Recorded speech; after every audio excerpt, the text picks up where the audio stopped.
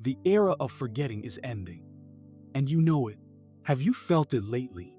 Not panic, not fear, not even excitement, but something quieter. A subtle sense that something inside you is shifting, like an old identity is loosening its grip, like a story you've been telling yourself for decades no longer feels true, like a role you once played with certainty suddenly feels outdated. You might not be able to explain it. You might not even talk about it with anyone, but you feel it. And if you feel it, you are not alone. There is a growing awareness among many people, especially those who have walked a long path of life experience, that something fundamental is changing. Not necessarily in the headlines, not necessarily in politics, not necessarily in world events, but in consciousness, in perception, in identity. For a very long time, humanity has lived in what we might call an era of forgetting. Forgetting who we are beyond our roles, forgetting our inner authority, forgetting that mastery is not something given to us, it is something remembered. And now, slowly but unmistakably, that forgetting is dissolving. This is not about prophecy. It is not about dramatic predictions. It is about the quiet return of something deeply familiar. Many teachings, including those attributed to beings like Ashtar, the Ascended Masters, and other symbolic spiritual guides, speak of a return to mastery. But what if that return was never about someone coming to rescue us? What if it was about remembering that the master you were waiting for was always within you? Pause for a moment. Think about the last few years of your life. Has something accelerated? As time felt different? Have situations that once seemed stable begun to feel unstable, not in a catastrophic way, but in a revealing way? Have you noticed that things you once tolerated no longer feel aligned? This is not coincidence. When awareness increases, tolerance for misalignment decreases. When consciousness expands, old patterns feel heavier. And when the era of forgetting ends, truth, even uncomfortable truth, becomes impossible to ignore. There is a subtle but powerful shift happening. It is not loud. It is not theatrical. It is internal. Many people are reporting similar experiences. Feeling less interested in superficial conflict, becoming more sensitive to dishonesty, losing patience with manipulation, wanting simplicity instead of complexity, desiring authenticity over performance. These are not random emotional fluctuations. They are signs of recalibration. The idea of mastery has often been misunderstood. It is not dominance. It is not control. It is not superiority. True mastery is balance. It is knowing how to remain centered in environments that constantly try to pull you off center. It is the ability to observe chaos without becoming chaos. It is the courage to reclaim your own energy when you realize you have given it away. For decades, maybe even lifetimes, many of us were taught to outsource authority to systems, to institutions, to leaders, to beliefs inherited without examination. But something has changed. People are questioning, not aggressively, not violently, but thoughtfully. They are asking, does this align with my values? Does this reflect truth? Does this feel authentic? And when the answers are no, they are beginning quietly to step back. This is the end of forgetting and the beginning of remembering. Some messages speak about light communities, symbolic spaces of cooperation, harmony, and conscious living. But before any external community can become aligned, the internal community within you must align first. You are not one single voice. You are composed of many internal voices. The fearful one, the hopeful one, the skeptical one, the visionary one, the wounded one, the wise one. Mastery is not silencing these voices. It is integrating them.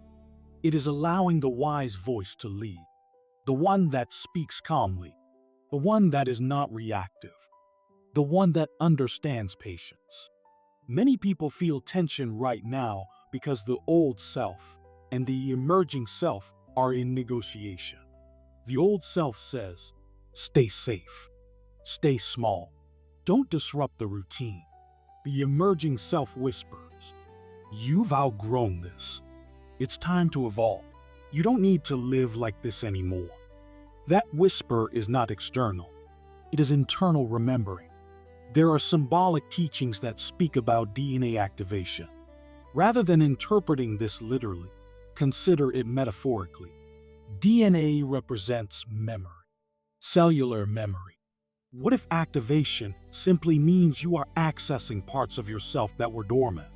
Creativity you once suppressed, intuition you once ignored, confidence you once doubted, boundaries you once avoided. This is not about cosmic intervention. It is about psychological and spiritual maturation. Another symbol often mentioned is the conscious warrior. Not a warrior of aggression, not a warrior of conflict, but a warrior of clarity. A person who can say, no. A person who can step away from manipulation. A person who can choose discipline over impulse. A person who can remain calm while others escalate. The conscious warrior does not swing wildly. They cut through confusion with discernment. They act without hatred. They move without chaos. Perhaps this is the real shift, not the collapse of systems, but the collapse of illusions within us. Illusions that we are powerless. Illusions that we need permission to be authentic. Illusions that we must perform to be accepted. When illusions fall, discomfort often follows. Because illusions are familiar, and familiarity feels safe. But safety without authenticity is a cage. And more people are recognizing that. You may have noticed changes in your relationships. Conversations feel different. You may feel drawn to people who value depth and distance from those who thrive on drama. This is alignment, not rejection. Alignment. There's also a growing desire for community, but not in the old sense of hierarchy. In the sense of mutual respect, shared growth, compassion without competition. This aligns with the symbolic idea of light communities, not utopian cities, but networks of individuals choosing consciousness. Another theme often mentioned is the unveiling of masks. But masks are not always malicious. Sometimes masks are coping mechanisms, roles we adopted to survive, roles we adopted to be accepted, roles we adopted to avoid rejection. When the era of forgetting ends, those masks begin to feel heavy. You may find yourself asking, who am I when I am not performing? Who am I when I am not pleasing? Who am I when I am not proving? These questions are signs of maturation. There is also a heightened sensitivity to integrity. You may feel uncomfortable around dishonesty, not because you want conflict, but because your nervous system no longer tolerates misalignment. This is inner authority awakening, not rebellion. Awakening. There is a difference. Rebellion reacts. Awakening observes and then chooses. Some people experience this shift as fatigue, not physical exhaustion alone, but identity fatigue. Tired of old narratives, tired of arguments that go nowhere, tired of noise. That fatigue is not weakness. It is discernment. It is the psyche saying, I am ready for something truer. You may also feel a stronger pull towards solitude, not loneliness, but intentional quiet. Silence allows memory to surface. When the noise lowers, intuition rises. In many spiritual traditions, the masters never truly left. They exist as archetypes, embodiments of potential. What if the return of the masters simply means the return of mastery within you? What if the guides you have been seeking externally are reflections of capacities you are beginning to access internally? Wisdom, compassion, strength. clarity. When the era of forgetting ends, responsibility increases, not burden, responsibility. Because once you see clearly, you cannot pretend not to see. Once you recognize manipulation, you cannot unrecognize it. Once you understand your value, you cannot convincingly accept less. This is not about dividing the world into light and dark. It is about integrating shadow and strength. You will still have fears. You will still have doubts. But you will also have awareness. And awareness changes everything. Many people sense that 2026 feels different, not necessarily externally, but internally. It feels like a threshold, like a line quietly crossed. You may look the same, your environment may look the same, but your perception is not the same. That is transformation. Transformation is not always visible. Sometimes it is a change in tolerance, a change in priorities, a change in boundaries, a change in self-respect. The era of forgetting was comfortable because it allowed autopilot. Remembering requires presence. Presence requires courage. But presence also brings peace. Because when you are aligned, you no longer fight yourself. The greatest internal battle is not between you and the world. It is between who you were and who you are becoming. And if you feel that tension right now, it is not failure. It is growth. You are not collapsing. You are recalibrating. You are not losing control. You are reclaiming authorship. You are not waiting for a savior.